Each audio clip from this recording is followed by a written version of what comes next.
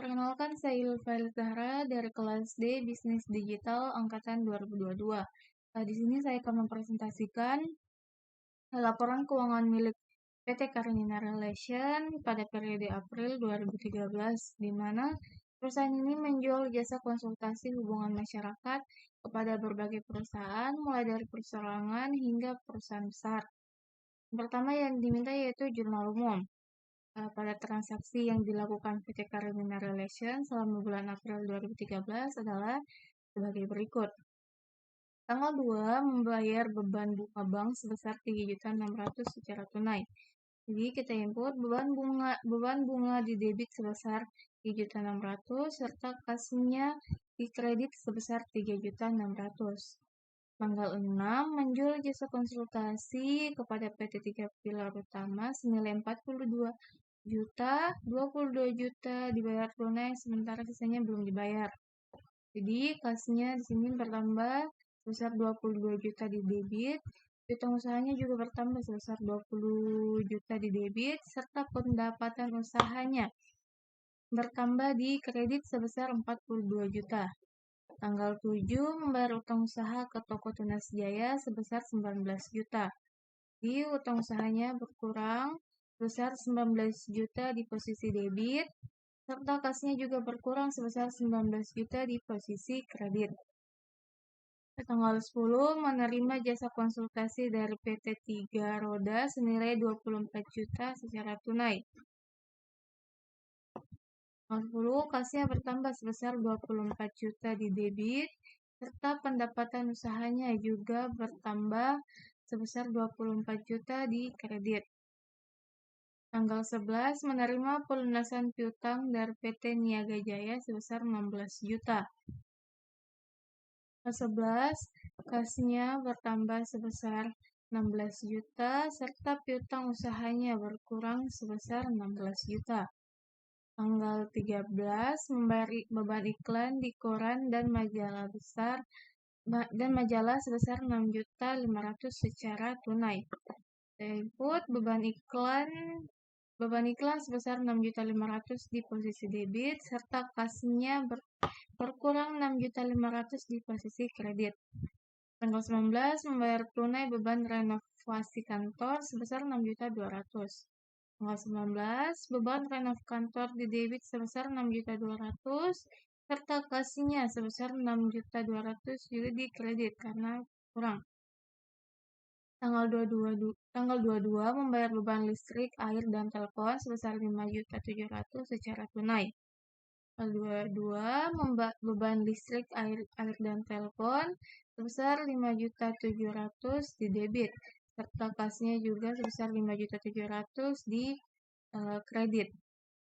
Tanggal 28 membayar gaji pegawai sebesar 17.600.000. Di beban gaji pegawainya sebesar 17.600.000 di posisi debit, serta kasnya sebesar 17.600.000 di posisi kredit. Tanggal 30, manajemen PT Karenina Relation membagikan dividen sebesar 22 juta kepada pemegang saham perusahaan. Tanggal 30, dividen di posisi debit sebesar 22 juta, serta kasnya berkurang sebesar 22 juta di kredit. Bisa dilihat posisi debit dan kredit pada jurnal umum PT Karenina Relation dinyatakan balance atau seimbang.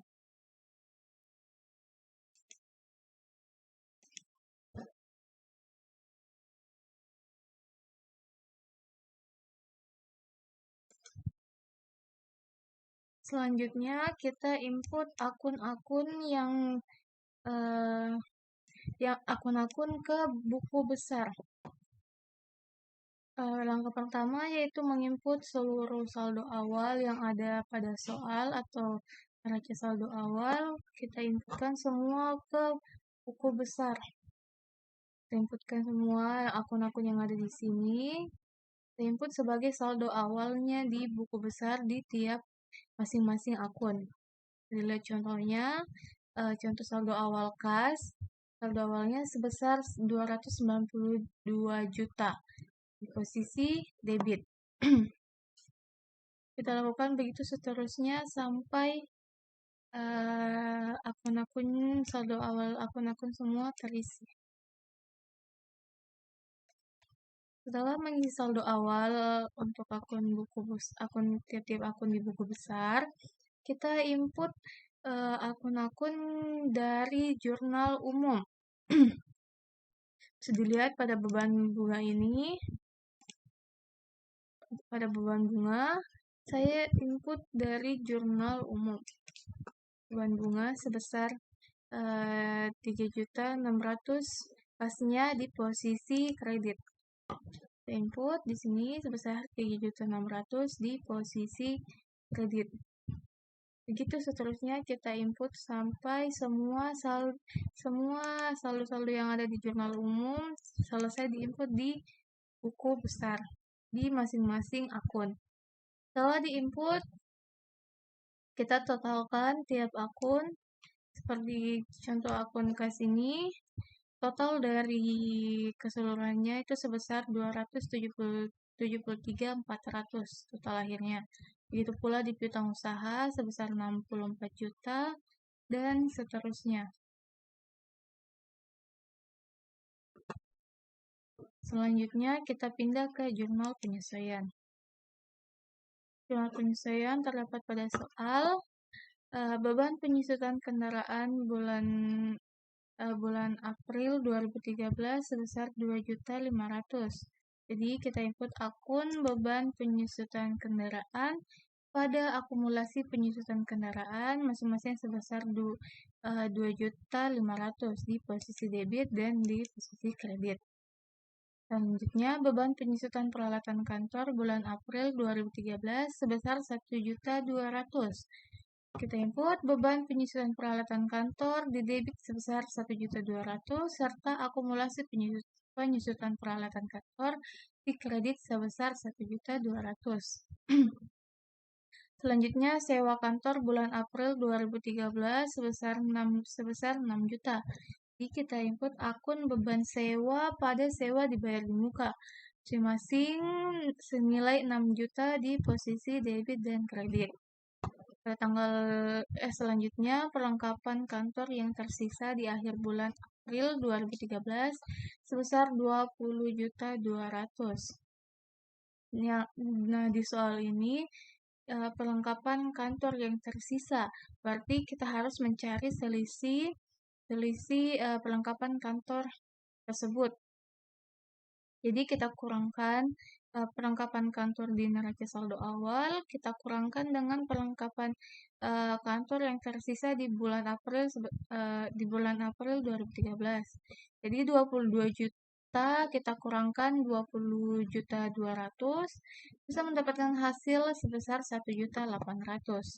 Jadi akun yang kita input yaitu beban perlengkapan kantor sebesar 1.800.000 di debit dan perlengkapan kantor sebesar 1.800.000 di kredit.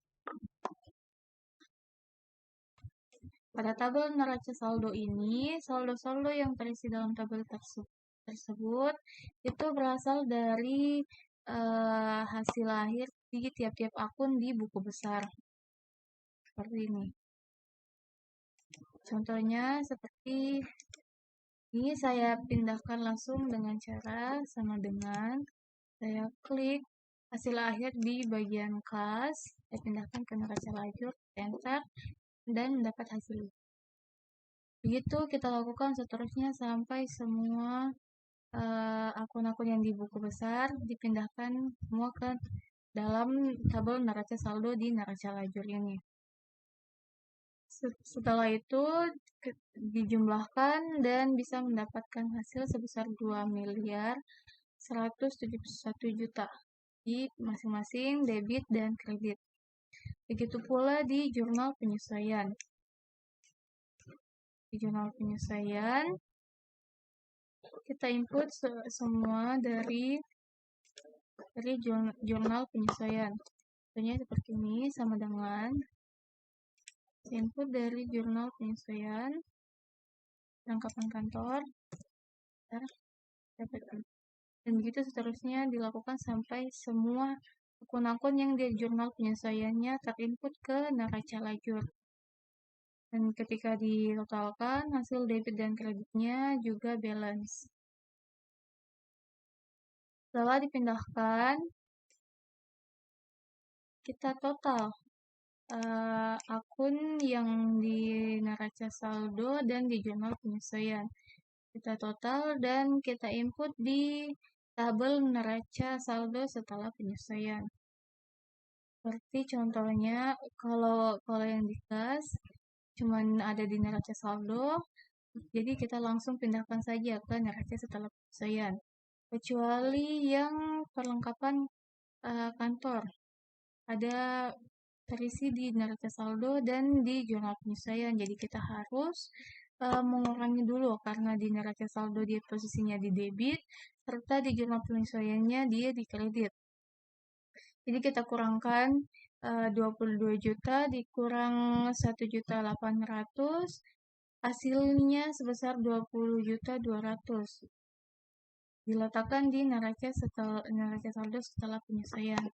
Begitu seterusnya sampai semua neraca saldo dan jurnal penyesuaiannya sudah dijumlahkan dan diletakkan di neraca setelah penyesuaian.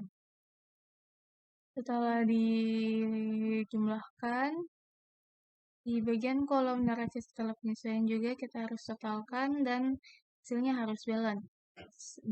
Bisa dilihat hasil akhir dari neraca setelah penyesuaian di bagian debit sebesar 2.174.700.000 dan di kredit juga sama sebesar 2.174.700.000.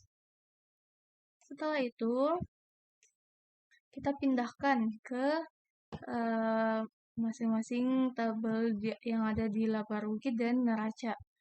Akun-akun yang masuk di neraca itu mulai dari akun kas sampai akun dividen itu dimasukkan ke dalam kolom neraca. Sedangkan yang di kolom laba rugi, akun yang dimasukkan itu mulai dari akun pendapatan usaha sampai ke beban perlengkapan kantor. Setelah kita pindahkan semuanya setelah dipindahkan semua kita totalkan. Nah, di total akhirnya itu terdapat selisih antara debit dan kredit di laba rugi maupun di neraca. Dan selisih antara laba rugi dan di neraca itu harus sama. Seperti contohnya ini, hasil dari laba rugi di posisi debit itu sebesar 51.100.000, sedangkan di kredit terdapat sebesar 66 juta. Jadi kita cari selisihnya. Selisihnya itu sebesar 14.900.000. Setelah kita dapat selisihnya, kita tambahkan. Kita tambahkan yang kurang ini. Setelah ditambahkan, hasil akhirnya itu akan seimbang seperti yang dalam tabel yang berwarna ini. Masing-masing debit dan kredit itu sama-sama mendapatkan 66 juta. Begitu juga di kolom neraca. Di bagian debit itu sebesar 2.123.600.000 serta di kredit itu sebesar 2.108.700.000. Nah, kita dapat selisihnya juga sama seperti yang di laba rugi sebesar 14.900.000. Ketika sudah ditotalkan selisihnya dengan yang di posisi kredit ini, di hasil akhir debit dan kredit itu akan seimbang. Bisa dilihat hasil akhirnya sama-sama sebesar 2.123.600.000. Selanjutnya kita pindah ke laporan laba rugi. Laporan laba rugi ini kita input pendapatan. Pendapatan kita inputkan dari dari neraca lajur sebesar 66 juta. Serta beban operasi. Beban operasi itu yaitu beban-beban yang terdapat pada neraca lajur. Kita input, pindahkan ke laporan laba rugi. Beban-beban operasi ini kita jumlahkan semua dan mendapatkan total sebesar 51.100.000. Selanjutnya, hasil dari beban operasi totalnya ini kita kurangkan dengan pendapatan. Setelah dikurangkan dengan pendapatan, kita mendapat laba usahanya sebesar 14.900.000. Selanjutnya, laporan perubahan ekuitas. Laporan perubahan ekuitas ini terdapat modal saham, laba ditahan, serta ekuitas. Modal sahamnya itu sebesar 400 juta, laba ditahannya sebesar 555 juta, serta ekuitasnya juga sebesar 400 juta. Terdapat juga laba usahanya dari laporan laba rugi tadi ini 14.900.000, kita pindahkan ke sini, dan dividennya juga terdapat 22 juta, sebesar 22 juta. Setelah itu, laba ditanya kita totalkan 555 juta ditambah 14.900.000 dan dikurangkan 22 juta bisa mendapatkan hasil 547.900. Setelah itu kita totalkan dengan modal saham 400 juta ditambah dengan 547.900 bisa mendapatkan saldo akhir sebesar 947.900. Selanjutnya kita ke laporan posisi keuangan. Laporan posisi keuangan ini kita input yang akun aset, semua akun aset, kas, piutang usaha, perlengkapan kantor, sewa dibayar di muka, peralatan kantor, akumulasi penyusunan peralatan kantor, kendaraan, akumulasi penyusunan kendaraan. Ini semua kita pindahkan dari neraca lajur. Kita inputkan semua ke sini. Setelah itu kita totalkan. Jadi bisa mendapatkan total aktiva sebesar 1.782.900.000. Begitu pula di kewajiban dan ekuitas. Utang usaha dan utang banknya kita juga input dari neraca lajur, modal sahamnya juga, serta laba ditahan berasal dari laporan perubahan ekuitas. Semuanya ini dijumlahkan dan bisa mendapatkan hasil sebesar 1.782.900.000. Bisa dilihat laporan posisi keuangannya antara aset dan kewajiban itu dinyatakan balance. Mungkin yang itu saja yang dapat saya sampaikan. Kurang dan lebihnya mohon dimaafkan. Wassalamualaikum warahmatullahi wabarakatuh. Baik, kita lanjutkan ke laporan arus kas. Laporan arus kas ini terdiri dari arus kas dari aktivitas operasional, arus kas dari aktivitas investasi, dan arus kas dari aktivitas pendanaan. Pertama, kita input arus kas dari aktivitas operasional dari penerimaan kas. Penerimaan kas ini terdapat pendapatan usaha serta pelunasan piutang usaha. Ini semua kita input dari buku besar. Buku besar pada tabel kas. Di sini kita inputkan ke laporan arus kas.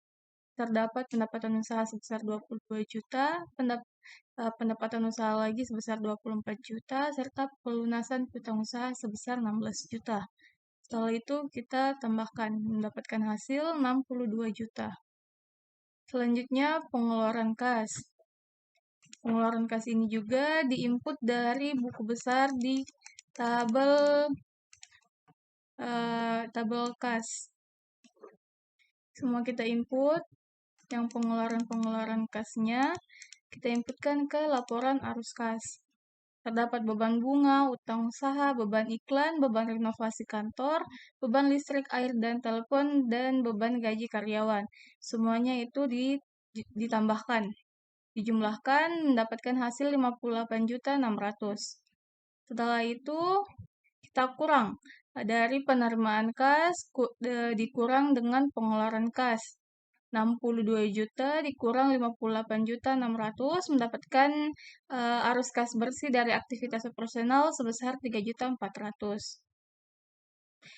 Selanjutnya ada arus kas dari aktivitas investasi. Karena tidak ada aktivitas investasi pada uh, siklus akuntansi ini, jadi kita tidak mengisi pada bagian arus kas dari aktivitas investasi ini. Langsung saja kita ke arus kas dari aktivitas pendanaan. Yang di bagian penerimaan juga tidak ada. Kalau yang di pengeluaran terdapat dividen. Dividennya sebesar 22 juta. Jadi arus kas bersih dari aktivitas pendanaan sebesar 22 juta. Pengurangan kas bersih 23.400 dikurang 22 juta mendapatkan hasil 18.600. Saldo kas 1 April 2013 sebesar 292 juta. Setelah itu kita kurangkan 18.600 dikurang 292 juta mendapatkan hasil 273.400 sesuai dengan yang di buku besar pada tabel kas. Selanjutnya kita ke jurnal penutup. Jurnal penutup ini kita input dari laporan laba rugi dan perubahan ekuitas atau perubahan modal. Kita inputkan ini berasal pendapatan jasa ini berasal dari laporan laba rugi yang di sini sebesar 66 juta. Kita input, jadi jurnalnya itu pendapatan jasa pada ikhtisar laba rugi. Masing-masing di debit dan kredit sebesar 66 juta. Selanjutnya, kita inputkan lagi ikhtisar laba rugi pada beban-beban. Beban-beban bisa dilihat beban-bebannya, semua juga ini diinput dari laporan laba rugi. Dari laporan laba rugi ini. Jadi, masing-masing di posisi debit kredit sebesar 51.100. Selanjutnya, ikhtisar laba rugi pada modal sebesar 14.900 di posisi debit dan kredit ini berasal dari laporan perubahan ekuitas. Ada di sini. Laba usaha. Kita input dari sini. Selanjutnya, modal pada dividen sebesar 22 juta masing-masing di posisi debit dan di kredit. Ini juga berasal dari laporan perubahan ekuitas atau perubahan modal. Dilihat di sini dividennya besar 22 juta. Di hasil debit dan kredit pada jurnal penutup sebesar 154 juta rupiah. Bisa dilihat debit dan kreditnya dinyatakan balance. Mungkin itu saja yang bisa dapat saya sampaikan. Kurang dan lebihnya mohon dimaafkan. Wassalamualaikum warahmatullahi wabarakatuh.